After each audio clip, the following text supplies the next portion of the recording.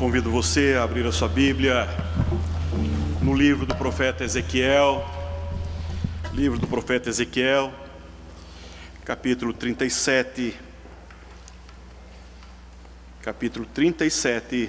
os versos de 1 a 14, livro do profeta Ezequiel, capítulo 37, os versos de 1 a 14.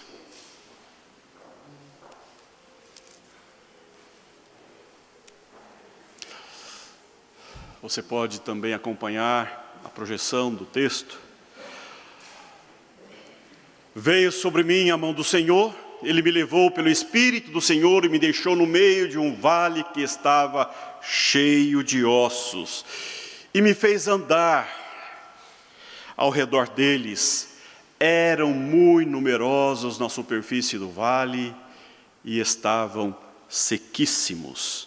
Então me perguntou: filho do homem, acaso poderão reviver esses ossos? Respondi: Senhor Deus, tu o sabes. Disse-me ele: profetiza a estes ossos e dize-lhes: ossos secos, ouvi a palavra do Senhor. Assim diz o Senhor Deus a esses ossos: eis que farei entrar o Espírito em vós e vós vivereis.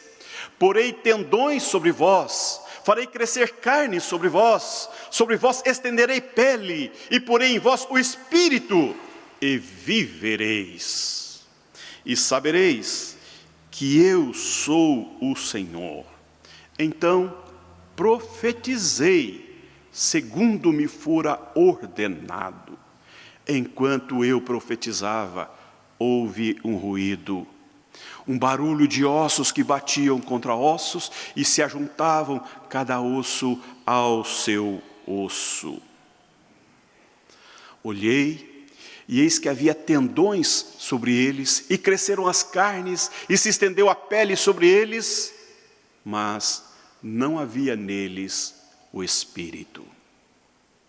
Então ele me disse: profetiza, ó filho do homem, e dize-lhe: assim diz o Senhor Deus, vem dos quatro ventos, ó Espírito, e assopra sobre estes mortos, para que vivam.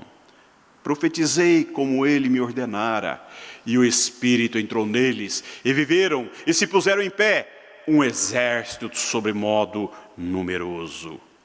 Então me disse: filho do homem, estes ossos são toda a casa de Israel. Eis que dizem: os nossos ossos se secaram, e pereceu a nossa esperança, estamos de todo exterminados. Portanto, profetiza, e dize-lhes: assim diz o Senhor Deus, eis que abrirei a vossa sepultura, e vos farei sair dela, ó povo meu, e vos trarei a terra de Israel. Sabereis que eu sou o Senhor, quando eu abrir a vossa sepultura e vos fizer sair dela, ó povo meu.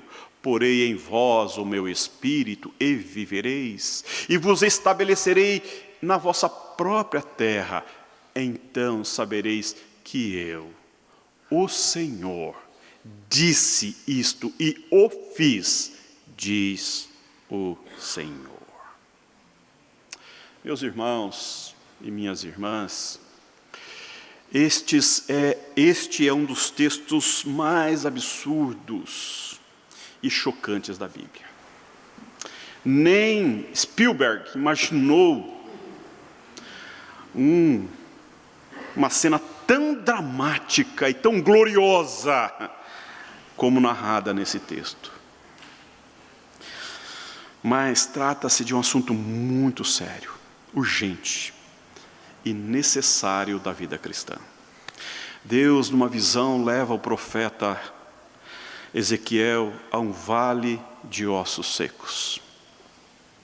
E esta cena do Vale de Ossos Secos, muitas vezes, é o retrato de uma família cristã. É o retrato de uma igreja. É o retrato da vida de um crente.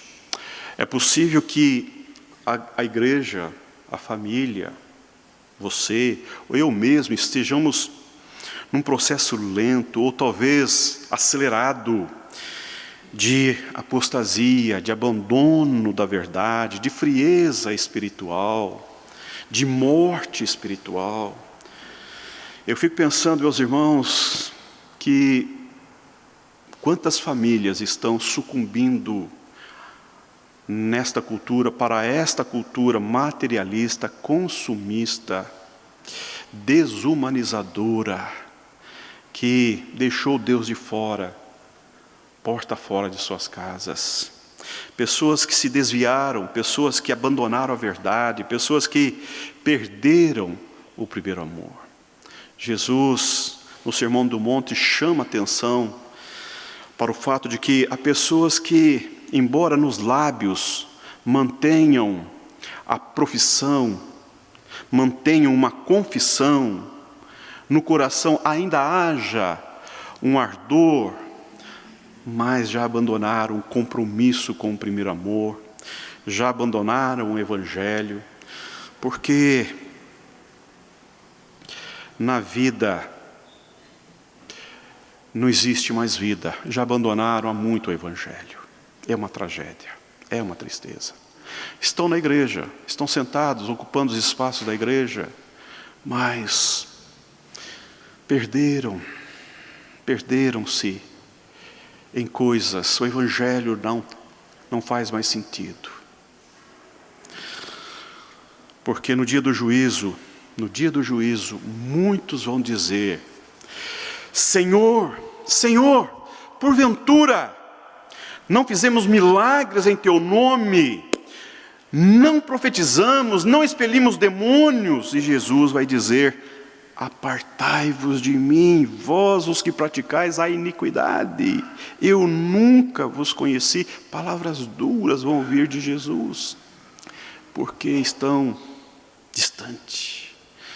Veja que Jesus está dizendo isso para pessoas que, embora na boca tem confissão, mas no coração não havia nenhuma vida, nenhuma expressão de vida, nenhuma expressão de vida com Deus. Jesus olhou a igreja de Sardes, conforme Apocalipse capítulo 3, e disse sobre essa igreja: eu conheço as tuas obras, tu tens nome de que vives, mas estás morta. Quantas vezes a vida espiritual está ausente na sua vida, na rotina da família, dentro de casa?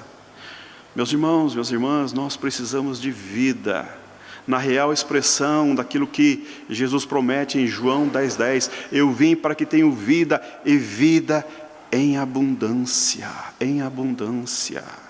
E eu queria ver com você nesta manhã algumas verdades que eu encontro nesse texto. Esse texto não está na revelação bíblica por acaso. Esse texto, ele está dentro de um contexto, e você conhece bem o contexto do profeta Ezequiel. O profeta Ezequiel foi levado junto com a corte para a Babilônia, longe da terra, e lá eles não tinham nenhuma alegria, nenhum prazer, eles estavam acabrunhados, entristecidos, eles estavam espoliados. E Deus teve que animar o coração do profeta para dizer para ele que Deus ali estava com eles também. Eles tinham perdido todas as esperanças.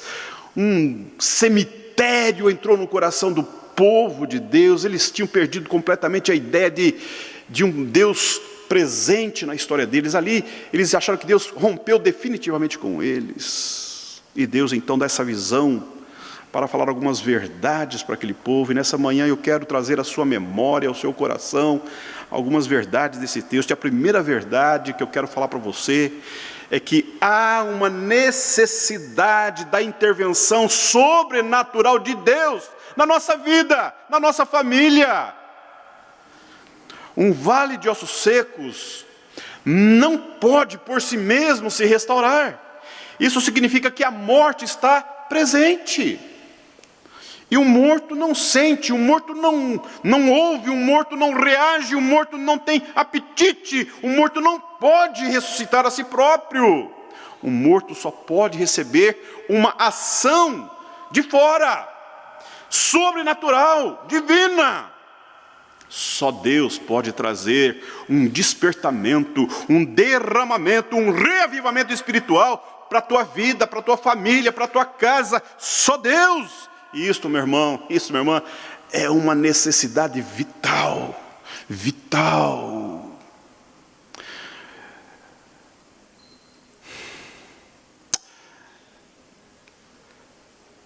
Jesus nos adverte acerca de uma vida sem expressão de vida. A vida cristã é uma vida que nos dá sustentabilidade, mesmo que andemos por terras áridas, mesmo que andamos em meio aos espinhos, a abrolhos, em meio a riscos de vida. A vida cristã nos dá leveza, sustentabilidade e graça, ainda que a vida seja contrastante, porque a graça de Deus nos fortalece e nos sustenta. É disso que nós estamos falando. Por isso que Deus leva esse profeta numa visão diante desse vale sequíssimo de ossos, porque nós precisamos da intervenção sobrenatural de Deus na nossa vida. E em segundo lugar, o Senhor nos desafia a crer, a crer. Veja a pergunta feita ao profeta no versículo 3. Então me perguntou: filho do homem, acaso poderão reviver esses ossos? O profeta poderia dizer: Deus, isto é impossível. Estão sequíssimos, estão todos espalhados, estão soltos, impossível. Deus, isto é um caso perdido. Esta é uma causa sem solução. Este é um problema irremediável. Não tem solução. Mas o profeta respondeu: Senhor, Senhor, Tu o sabes. Que expressão cheia de esperança. O profeta, olhando aquela realidade horrorosa, cruel, difícil, diante do desafio de Deus, ele vai dizer: Senhor, Tu o sabes, Tu o sabes. Talvez você entrou aqui nessa manhã com um nó na garganta, com um grande ponto de interrogação na mente, perguntando para Deus: até quando, Senhor? Será, Senhor? Meu filho, Senhor, minha filha, meu casamento, as finanças, Senhor, e as circunstâncias. Talvez você olhe para dentro de você mesmo e perceba a aridez de bons pensamentos, o vazio no peito, a desertificação da alma, e se apercebe de um terrível e grande cemitério instalado dentro de você. Quer dizer para você hoje, nessa manhã, que o pior cemitério não é aquele onde nós vamos deixar os nossos mortos. O pior cemitério é aquele que nós carregamos dentro de nós. Esse é um terrível cemitério, porque ele nos consome, ele nos maltrata. Meu irmão, minha irmã, esse cemitério que você carrega aí no peito precisa ser confrontado, precisa ser desafiado.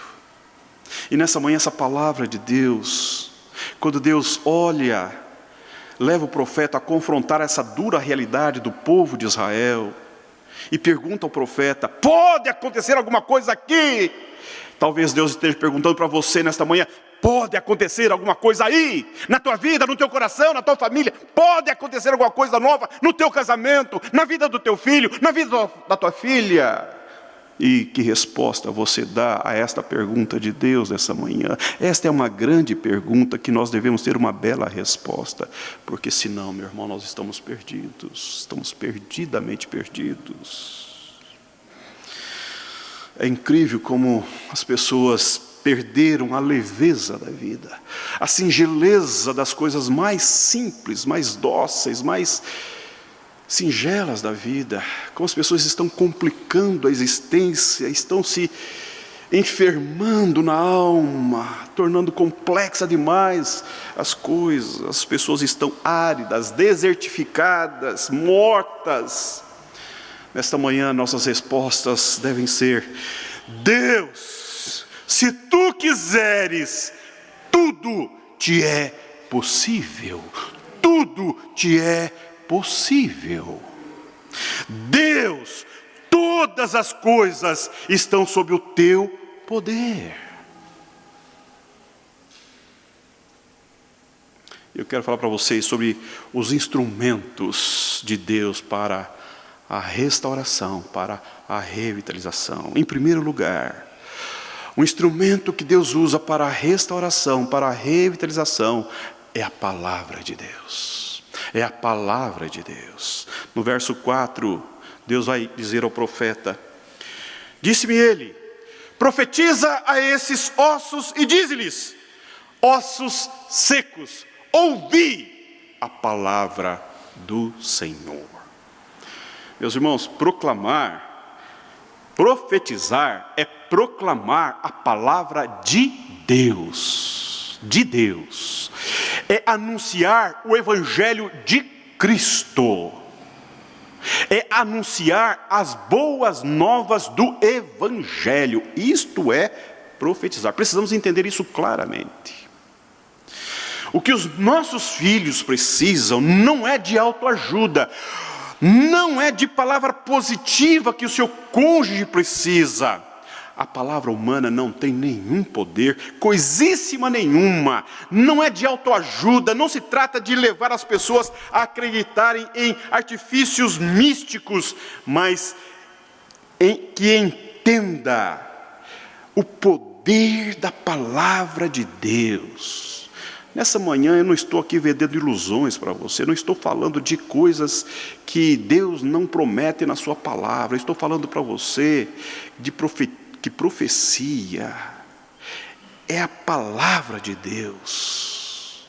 É você proclamar, é você anunciar, é você dizer o evangelho santo, bendito, transformador, renovador do Deus da Bíblia, do Deus da história, do Deus dos céus, do Deus da terra, do Deus que governa, do Deus que encaminha os processos da vida, que tem poder sobre a vida e sobre a morte. Eu estou falando da palavra de Deus, que é a palavra do Deus vivo. Deus tem compromisso com a sua palavra, não com a palavra de homens. Porque, meu irmão, quando a palavra de Deus é proclamada com fidelidade, no poder do Espírito Santo, a vida, os ossos secos se levantam, e levantam um grande exército, porque Deus suscita para si um exército santo, glorioso, que vai, como diz o pequeno Davizinho, em nome do Deus vivo, Senhor dos exércitos. Para a glória de Deus, para a glória de Deus. Conforme diz Paulo, porque o evangelho é o poder de Deus para a salvação de todo aquele que crê. Eu quero dizer para você que estou cansado de entretenimento. Chega de entretenimento. Chega de cócegas espirituais. Chega de movimentos efêmeros, etéreos, que não levam nada para lugar nenhum. São apenas movimentos, expressões humanas. Nossa família, sua família precisa de alimento sólido, consistente, de uma palavra viçosa, do maná celestial. Chega de palavras de homem, chega de palha. Queremos a palavra de Deus, somente a palavra de Deus. Se nós desejamos mudança na nossa vida, se nós desejamos mudança na nossa família, se nós almejamos mudanças dentro de casa, na vida dos nossos filhos, na vida dos nossos queridos, meu irmão, minha irmã, precisamos da proclamação da palavra de Deus na nossa casa.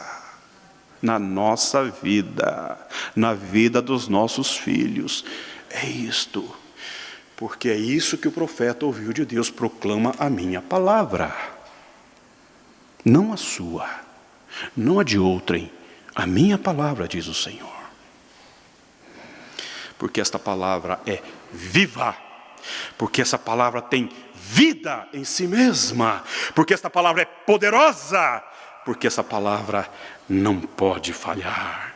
E a palavra que sai da boca de Deus não volta para Ele vazia.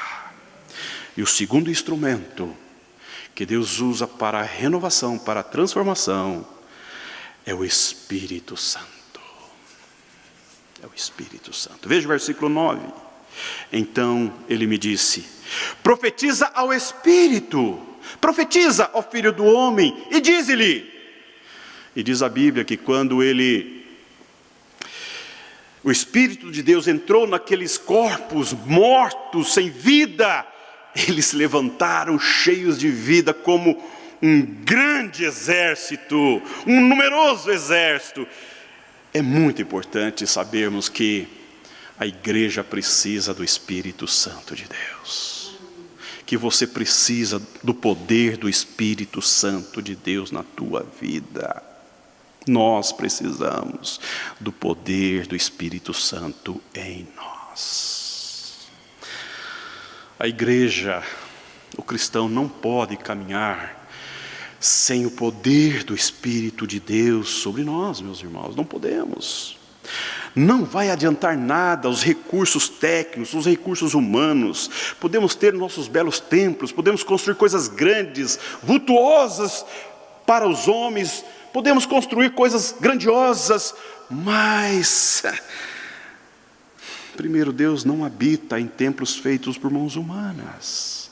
Deus habita em homens e mulheres. Deus habita naqueles que Ele criou, que Ele formou para a sua própria e exclusiva glória. Eu e você, a igreja de Cristo. Então nós não podemos caminhar sem o poder do Espírito de Deus. A igreja sem o Espírito de Deus, como diz o reverendo Hernandes, é um museu sem vida. Spurgeon vai dizer o seguinte: é mais fácil eu acreditar que um leão pode se tornar vegetariano do que uma vida sequer pode ser salva sem o poder do Espírito Santo de Deus. Ele afirma isso. Ele diz: eu não acredito que uma vida pode ser salva sem o poder do Espírito Santo. Até um leão pode se tornar vegetariano, mas isso não pode acontecer. Porque é o Espírito Santo que convence do pecado, que convence da justiça, que convence do juízo de Deus. É o Espírito Santo que tem poder de abrir os olhos da alma, de abrir o coração, de converter, de santificar, de selar e preparar-nos para encontrarmos com o noivo da igreja, como noiva santa, pura, imaculada. Meus irmãos e irmãs, nós estamos em um clamor pelas famílias da igreja, não é verdade? Você está participando desse processo de oração nas madrugadas. A SAF está orando todos os dias aqui pelas famílias da igreja. Oramos pelas nações, pela nossa nação. Agora, nesse mês de setembro, vamos incluir também na nossa oração da madrugada a nossa oração pela pátria. Mas eu quero concluir nessa manhã falando de dois fatos históricos. Primeiro, o fato do século XVIII, os irmãos moravianos. Eu conheço um pouquinho dessa história, e toda vez que eu me volto a esse momento histórico, meu coração é inflamado de um desejo profundo de cada vez mais pertencer a Deus, de santificar minha vida para Deus, de recolher minha oração, de voltar os meus pensamentos ao trono da graça de Deus, para ver Deus agir na minha vida. Há um pietista do século XVIII chamado Nicolau, é um conde, Nicolau von Zinzendorf. Esse homem era uma família abastada do condado da Morávia, e ele estudou numa faculdade, uma universidade, a Universidade de Halle, onde o movimento pietista ganhou força. E este homem, nas suas viagens, ele se deparou com um quadro chamado Esse Homo. E esse quadro pintava Cristo dizendo as seguintes palavras: dei minha vida por você, o que você faz por mim? E ao olhar este quadro e esta frase capturou o coração desse homem.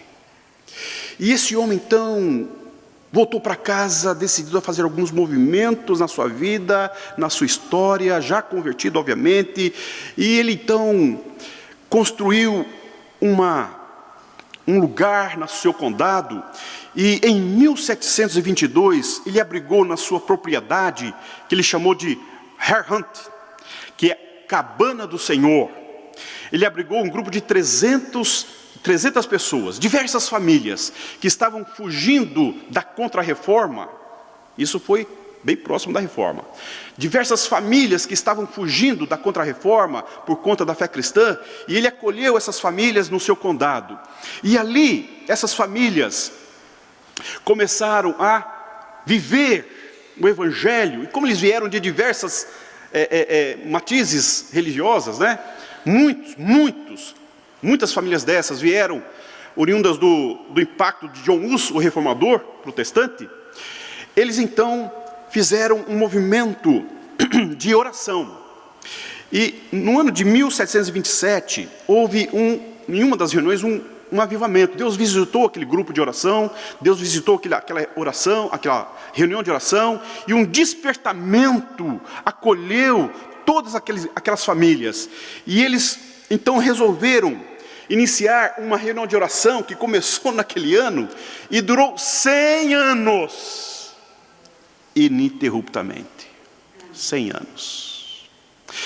E eles foram tomando um estilo de vida que eles adotaram como estilo de vida. Primeiro, a simplicidade como estilo de vida, sem muita coisa, o desapego, simplicidade como estilo de vida. E também gerar assistência aos necessitados, porque eles foram acolhidos quando eles estavam muito carentes. Então eles resolveram também atender pessoas que estavam em necessidade. Agora veja, em 1731, eles começaram uma grande obra missionária.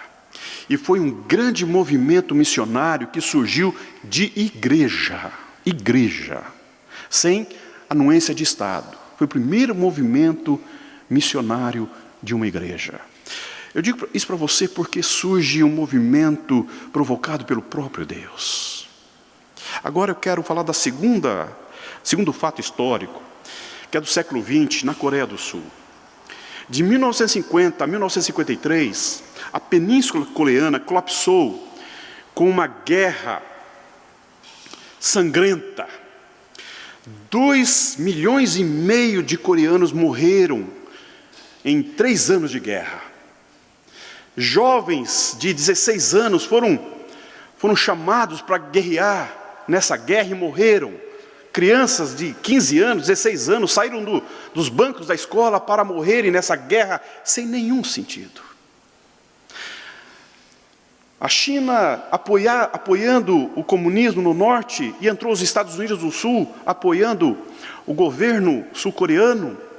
E então pôs fim a essa guerra depois de 3 anos. A guerra parou um pouco depois do rio Han, um pouco acima de Seul. E